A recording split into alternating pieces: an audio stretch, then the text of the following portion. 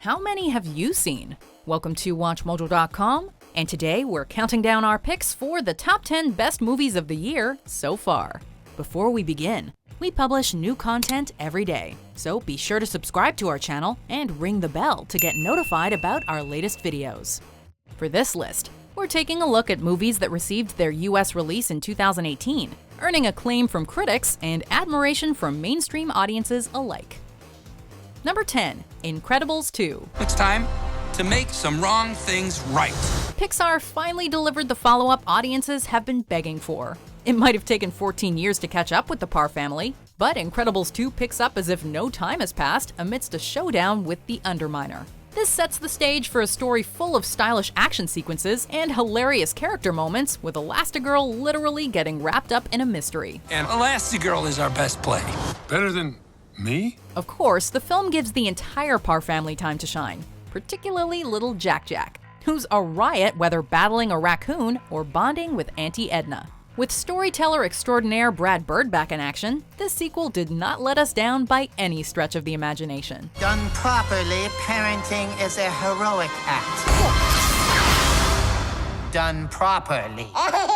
Number 9, First Reformed. I've decided to keep a journal, to set down all my thoughts and the simple events of my day. Despite not having a single Oscar nomination to his name, writer-director Paul Schrader has established himself as one of the most uncompromising voices ever to grace the silver screen. First Reformed is perhaps his best outing of the 21st century, exploring timely themes regarding the environment, religion, and military veteran suicide. Reverend Toller? Yes, Mary. You must come over. You must come over now. While we've seen these issues touched upon before, a film as surreal and provocative as this only could have come from Schrader's perspective. First Reformed functions as a fascinating character study of Ethan Hawke's Reverend Toller, who's either a martyr doing God's work or an alcoholic eco-terrorist about to crack. However you interpret it, the film will stick with you long after the credits roll. Well, somebody has to do something. Number 8, Paddington 2. If we're kind and polite, the world will be right. With a 98% approval rating on Rotten Tomatoes, you wouldn't think anything would be able to top the original Paddington. Against all odds, though, this sequel managed to be even funnier and more charming than its predecessor, scoring an elusive 100% on Rotten Tomatoes. In a plot involving stolen pop-up books and prison breaks, Paddington 2 serves up a visually stunning, family-friendly romp that you'll want to eat up like a marmalade sandwich. What is this? It's a marmalade sandwich. One could even argue that the film offers relevant commentary on immigration, as Paddington fights against persecution and tries to reconnect with his Aunt Lucy. Speaking of which, if the ending of this movie doesn't melt your heart, nothing will. Need I say more? Number 7, Won't You Be My Neighbor? Mr. Rogers? Yeah.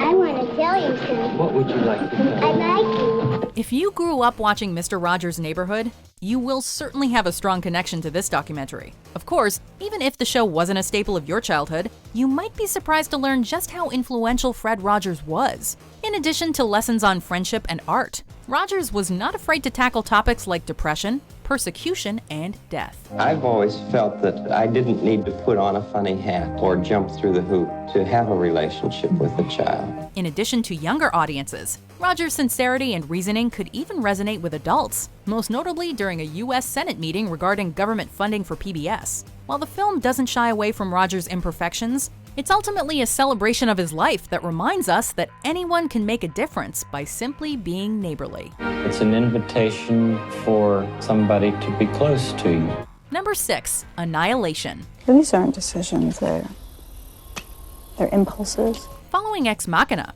writer-director Alex Garland keeps up the momentum with another instant sci-fi classic that's larger in scale, but equally thought-provoking and intense. Centered on a group of female scientists who venture into a mysterious disaster zone, Annihilation assembles an all-star cast that includes Natalie Portman, Gina Rodriguez, and Tessa Thompson. The real star of the movie, though, is its haunting environment, which is alluring and menacing all at once. Just as the setting has numerous different layers to it, the story is a monster movie and psychological thriller rolled into one. Even when treading on somewhat familiar territory, Annihilation stands out as a singular masterpiece that'll be talked about for years to come. It's like they're stuck in a continuous mutation. Number 5, Avengers: Infinity War. Who are you? We're the Avengers, man. It's debatable what the absolute best MCU movie is, but Avengers Infinity War fulfilled its promise of being Marvel's biggest achievement to date. Josh Brolin did not disappoint with Thanos' long-awaited arrival either, delivering an intimidating and complex portrayal of a warlord whose power is only matched by his charisma. When I'm done, half of humanity will still exist. Along the way, the film successfully incorporates almost all of our favorite heroes without feeling bloated. Everybody works off one another to perfection here, reminding us just how attached we've become to these characters over the past decade. I'm Peter, by the way. Doctor Strange. Oh, I'm using your made-up names. Then I am Spider-Man. If you had difficulty collecting yourself as the credits rolled on the shocking ending, you were probably grateful Ant-Man and the Wasp came along to lighten the mood. You gave her wings and blasters. Number 4, A Quiet Place. It's interesting to think how some of today's most ambitious horror movies are coming from artists primarily known for their comedic backgrounds. With Get Out, Jordan Peele went from Mad TV to modern Hitchcock.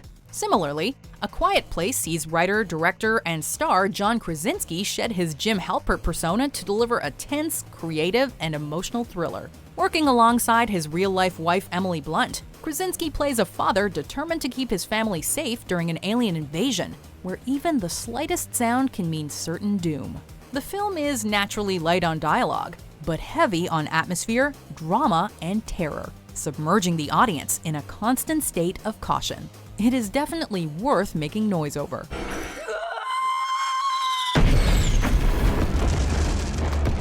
Number 3, You Were Never Really Here. You don't have to do that. With echoes of Taxi Driver and Drive, You Were Never Really Here centers on a deeply disturbed man who says little, but speaks volumes through his actions alone. That's always been a strength of writer-director Lynn Ramsey, who relies on harrowing imagery and carefully crafted sound design to get her stories across. Senator, if she's there, I'll get her. Ramsey turns in a tightly plotted narrative about a hired gun sworn to rescue the abducted daughter of a senator. Matters turn out to be more complicated than they seem, however, as our suicidal protagonist is given a reason not to give up on life. Unsettling while also being unusually hopeful, this is a dreamlike experience carried by a stellar performance from Joaquin Phoenix. Cleary said you were brutal. I can be. Number 2, Black Panther. I never freeze. Infinity War may have been more epic in size, but Black Panther was the more personal MCU movie, arguably leaving a greater impact.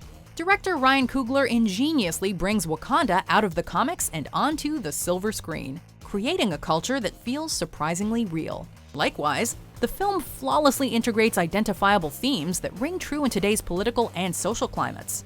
I am Prince T'Challa, son of King T'Chaka! At the center of everything is a rousing rivalry between our hero and villain, who would be so alike if it weren't for their contrasting methods and ideologies. Throw in a winning supporting cast, detailed production values, and inventive action, and you have a universal crowd pleaser that proves Marvel fatigue will not be setting in anytime soon. Before we unveil our number 1 pick, here are some honorable mentions. I don't think I can stomach any more of this garbage. Exactly. Same here. Words out of my mouth. We have no other option. Oh my god, it's so bad. I hate game night. Who's this? That's Apollo. Wow, that's amazing. Number 1, Hereditary. It's heartening to see so many strange new faces here today. I know my mom would be very touched. Earning comparisons to Rosemary's Baby and The Exorcist, few modern films have chilled audiences to the core quite like Hereditary. Toni Collette gives an Oscar-caliber performance as a grieving mother who's either losing her mind or becoming surrounded by madness. Millie Shapiro is equally exceptional as a troubled 13-year-old girl who will make your heart race with a click of her tongue. Where so many horror films rely on jump scares, director Ari Aster demonstrates the power of slowly creeping up on the audience. That's not to say Hereditary isn't without graphic imagery, and while the film may not be for the faint of heart, it succeeds in getting under your skin and into your head. I just don't want to put any more stress on my family.